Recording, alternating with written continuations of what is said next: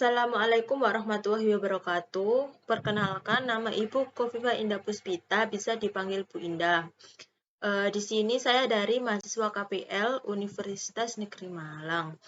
Di sini juga saya membantu Bu Dahlia dalam mengajar di kelas ini. Oke, Ibu di sini akan melakukan review materi yang sudah kalian pelajari pada minggu-minggu sebelumnya mengenai mata pelajaran IPA.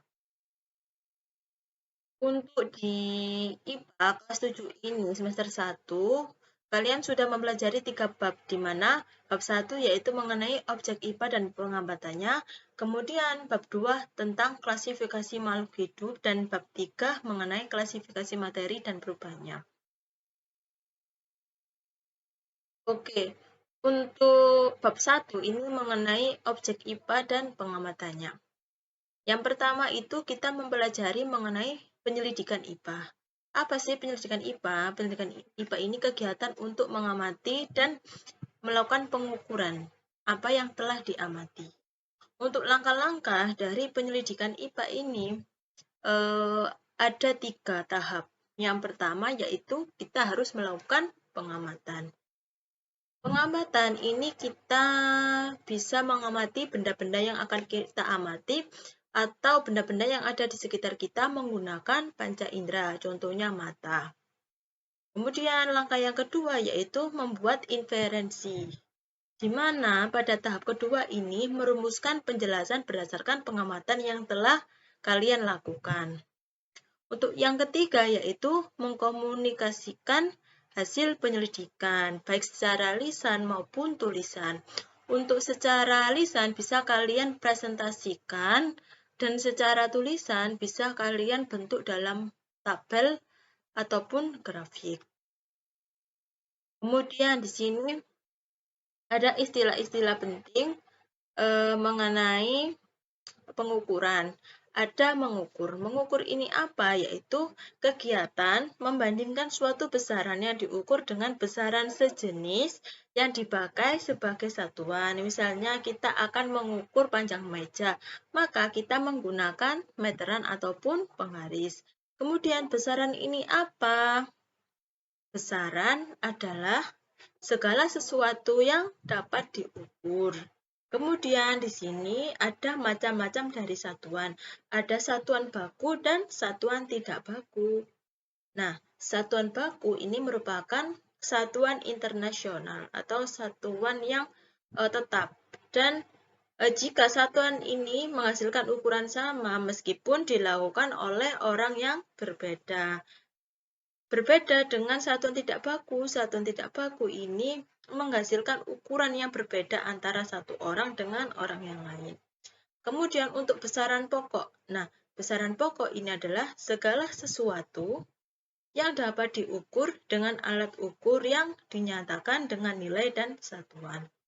Kemudian ini ada besaran turunan. Besaran turun adalah besaran yang satuannya diturunkan dari besaran pokok. Nah, di sini sudah Ibu sajikan mengenai contoh dari besaran pokok dan besaran turunan. Nah, besaran pokok kalian telah mempelajari sebelumnya. Ada 4 besaran pokok, yaitu panjang, massa, waktu, dan suhu. Ibu di sini telah memberikan contoh ada berapa? Ada 1, 2, 3, 4, 5, 6, 7. Ada 7 besaran pokok, tetapi yang kalian pelajari minggu-minggu sebelumnya ada 4, yaitu panjang, massa, waktu, dan suhu.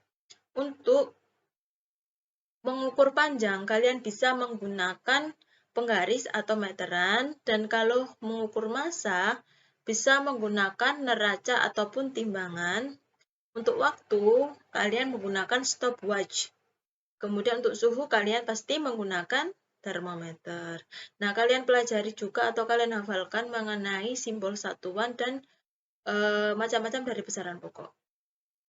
Kemudian ada besaran turunan. Besaran turunan di sini ada 6 contoh dari besaran turunan, tetapi yang kalian pelajari ada luas, volume, dan massa jenis. Nah, massa jenis ini dilambangkan dengan rho.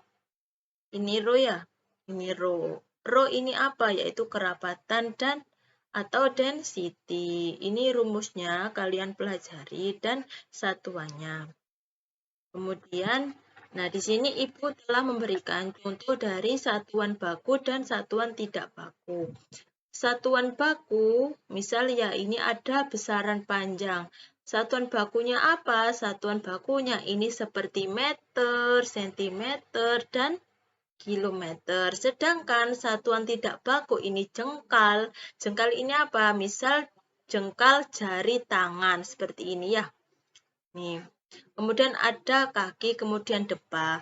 Depa ini apa? Depa ini rentangan tangan dari pucuk jari tangan kiri ke pucuk jari tangan kanan.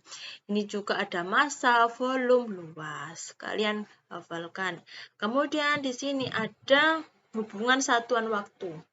Misal ya, di sini ada 1 menit itu berapa? 1 menit sama dengan 60 detik.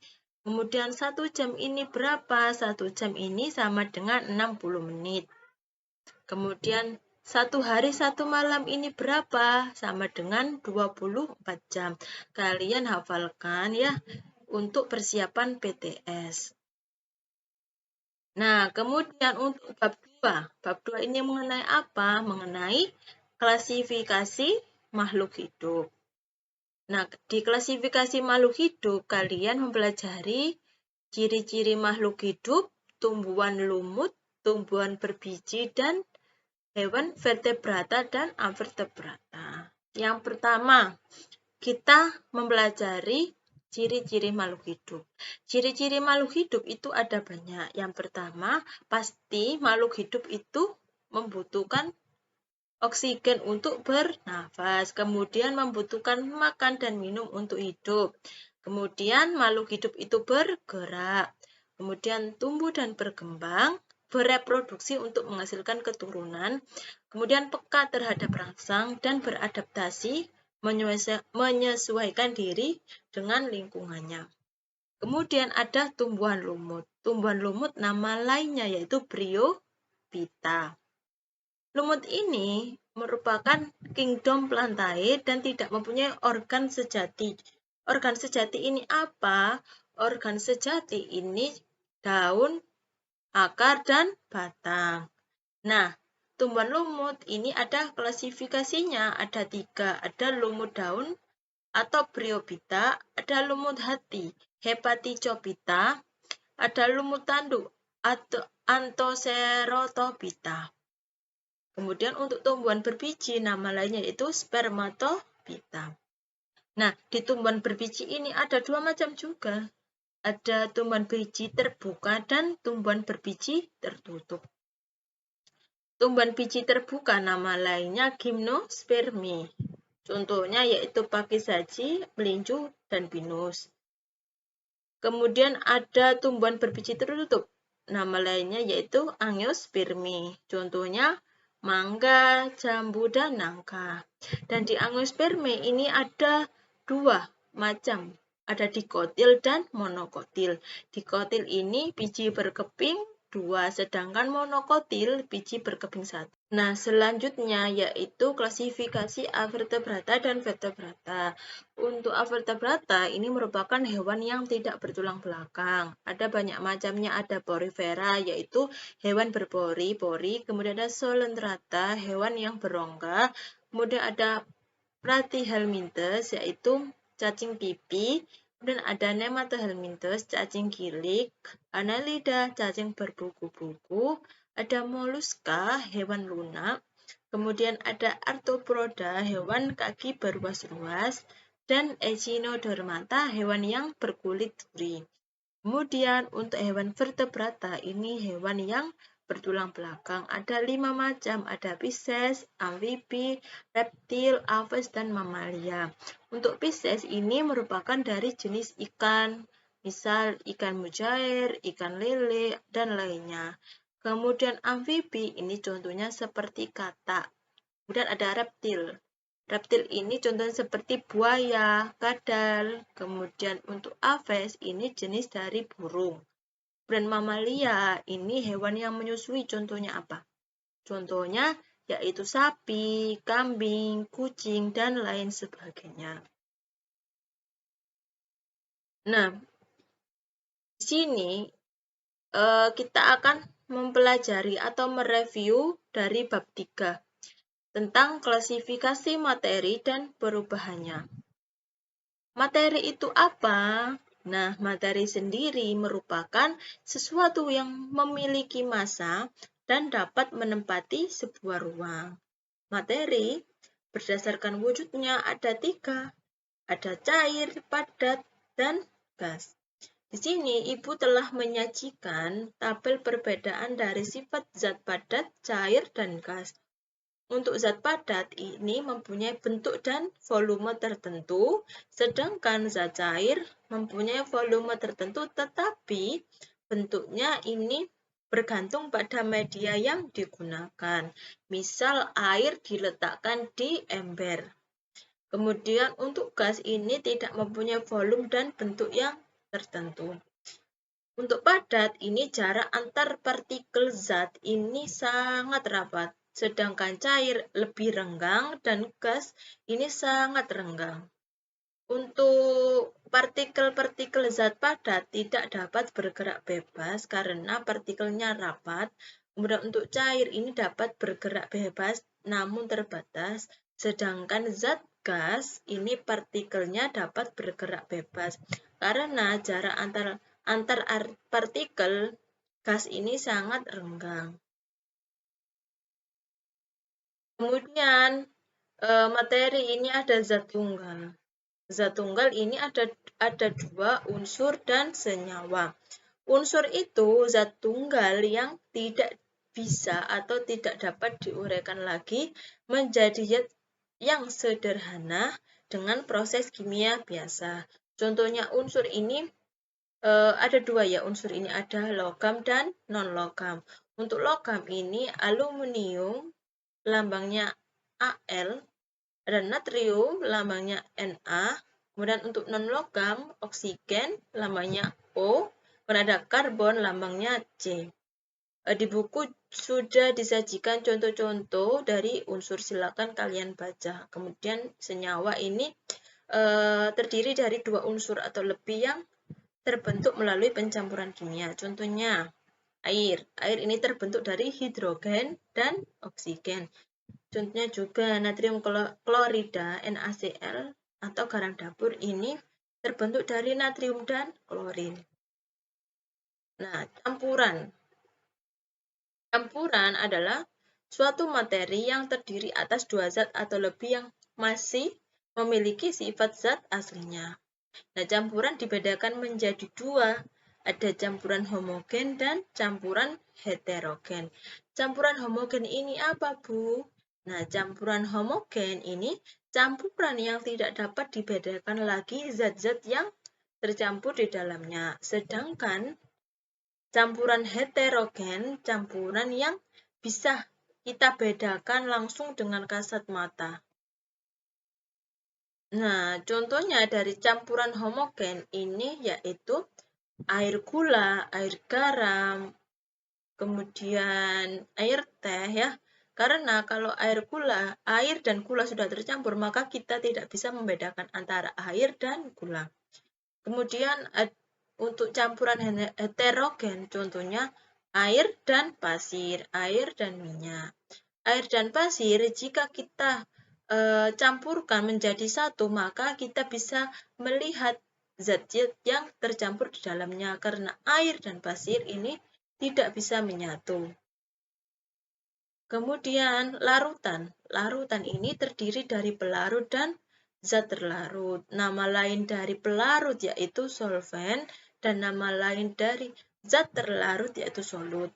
Biasanya pelarut ini adalah air. Nah, kemudian kita akan mereview larutan asam, basa, dan garam. Asam. Asam ini memiliki pH 1-6.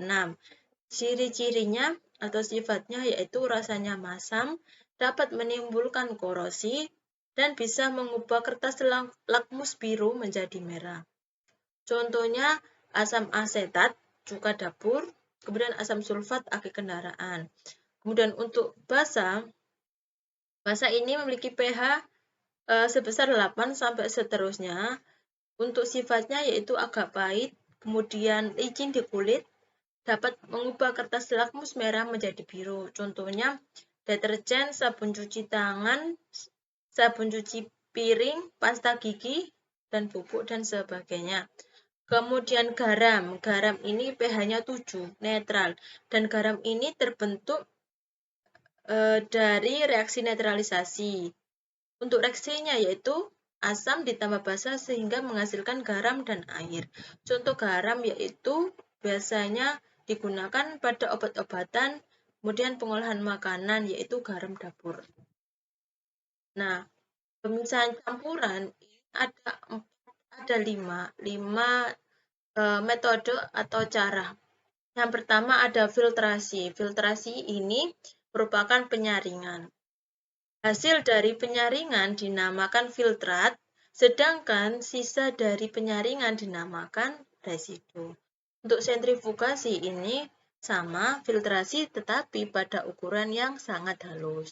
Untuk distilasi ini merupakan penyulingan, kemudian kromatografi ini memisahkan berbagai zat warna dan dapat digunakan untuk tes urin. Sublimasi yaitu zat yang dapat menyublim. Nah, untuk materi yang kita review terakhir yaitu mengenai perubahan materi. Perubahan materi ini ada dua, ada perubahan fisika dan perubahan kimia. Minggu kemarin kalian telah melakukan praktikum mengenai perubahan fisika dan perubahan kimia. Nah, untuk perubahan fisika ini adalah perubahan zat yang tidak disertai zat baru. Contohnya kemarin kalian melakukan pencairan es batu. Pencairan es batu ini merupakan perubahan fisika, di mana es menjadi air, dan jika air diubah menjadi es itu tidak mengubah atau tidak menghasilkan zat baru. Contoh dari perubahan fisika seperti menguap, mengembun, dan mencair, membeku, menyublim, dan lain sebagainya. Untuk perubahan kimia yaitu perubahan yang menghasilkan zat baru yang berbeda dengan zat asalnya. Contohnya pembakaran kayu, pembakaran kertas yang menjadi abu, kemudian susu diubah menjadi keju. Nah, sekian review dari Ibu. Semoga kalian nanti PTS-nya lancar dan menghasilkan nilai yang bagus. Kalian pelajari semua materi-materi yang ada di buku kalian. Semoga bermanfaat. Wassalamualaikum warahmatullahi wabarakatuh.